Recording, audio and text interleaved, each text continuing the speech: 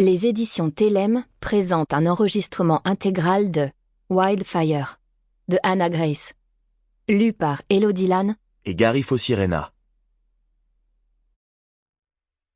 Aimer, c'est brûler, c'est s'enflammer. Marianne Dashwood, Raison et sentiment, film de 1995.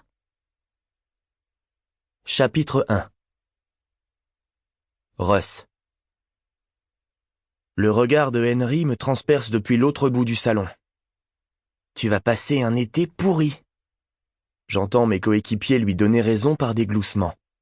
Surtout Matty, Bobby et Chris, qui m'ont tous dit à peu près la même chose quand j'ai refusé de les accompagner à Miami cet été. Merci pour tes encouragements, Turner, rétorquai-je à mon colocataire blasé. Tu devrais faire des conférences pour motiver les gens.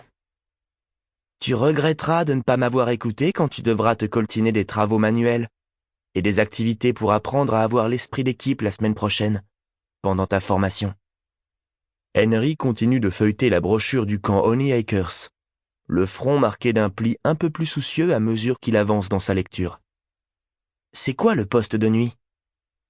2 nuits par semaine, je dois dormir dans une pièce attenante au chalet des enfants, au cas où ils auraient besoin de quelque chose, expliquai-je tranquillement à Henry, dont les yeux s'agrandissent d'horreur. Le reste du temps, je dors dans mon propre chalet. Je ne pourrais jamais faire ça, décrète-t-il en jetant la brochure sur la table basse où il l'avait prise. Bon courage, en tout cas. Ça pourrait être pire, fait remarquer Robbie de l'autre côté de la pièce. Imagine que tu doives déménager au Canada cet été. Nate proteste d'un grognement agacé, tout en enfouissant son visage dans les cheveux de sa petite amie, et s'enfonce encore un peu plus dans le fauteuil sur lequel ils sont installés tous les deux. Foutez-moi la paix avec votre putain de Canada. C'est toi qui l'as voulu après tout, marmonne Stacy, juste assez fort pour que tout le monde l'entende. Arrête de pleurnicher comme un gamin. Nate, tu as envie de jouer pour Vancouver. J'aime encore mieux déménager au Canada que de surveiller 20 mômes pendant 9 semaines.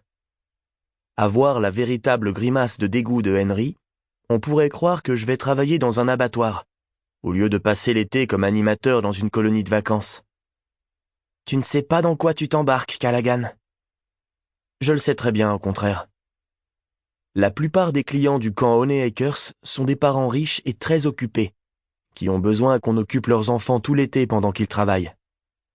Heureusement, les frais d'inscription coûtent un bras, ce qui veut dire que l'infrastructure sera de bien meilleure qualité que dans toutes les autres colonies de vacances que j'ai envisagées.